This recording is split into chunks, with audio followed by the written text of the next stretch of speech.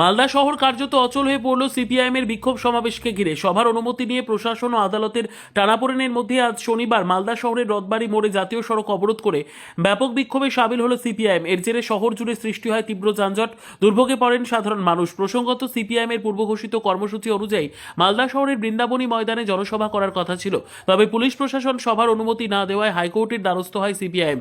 High court প্রথমে Malda college মাঠে সভার অনুমতি দিলেও পরবর্তীতে মালদা কলেজ কর্তৃপক্ষ সেই অনুমতির বিরোধিতা করে আবার আদালতে যায়।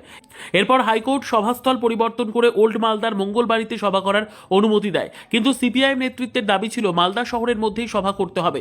সেই দাবিকে সামনে রেখে আজ সকাল থেকেই রথবাড়ি মোড়ে জাতীয় সড়ক অবরোধ করে বিক্ষোভ সমাবেশ শুরু করে বাম শিবির।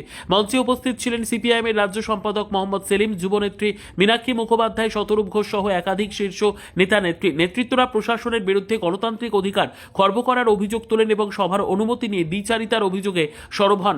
বিক্ষোভ চলাকালীন রথবাড়ি মোড় থেকে শুরু করে শহরের একাধিক গুরুত্বপূর্ণ রাস্তায় যান চলাচল সম্পূর্ণ স্তব্ধ হয়ে যায়। অ্যাম্বুলেন্স, স্কুল গাড়ি, অফিস যাত্রীদের চরম সমস্যার মুখে পড়তে হয়। পরিস্থিতি নিয়ন্ত্রণে রাখতে বিপুল সংখ্যক পুলিশ বাহিনী মোতায়েন করা হয়।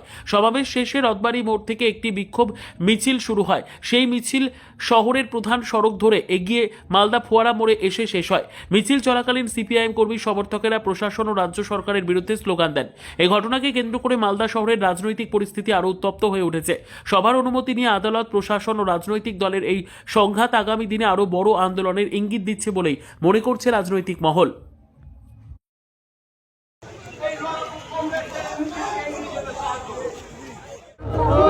সিপিআইএম একদম স্পষ্ট কথা বলে, সিদ্ধান্ত নিতে হবে, সিদ্ধান্তহীন থাকলে হবে না। কি সিদ্ধান্ত নিতে পারছেন তারা করবে ঠিক, যে নিজের দল নিজে সিদ্ধান্ত নেবে। আপনারা কি বীর বা হুমায়ুন কবিরের দল সেরকম কিছু বলেছি আমি, যেটা বলিনি সেগুলো কেন বলছি? দাদা বেলডাঙ্গা নিয়ে কি বলবেন? বেলডাঙ্গা নিয়ে বলে দিয়েছি, ওটা আগে বেলডাঙ্গা গিয়ে বলেছি।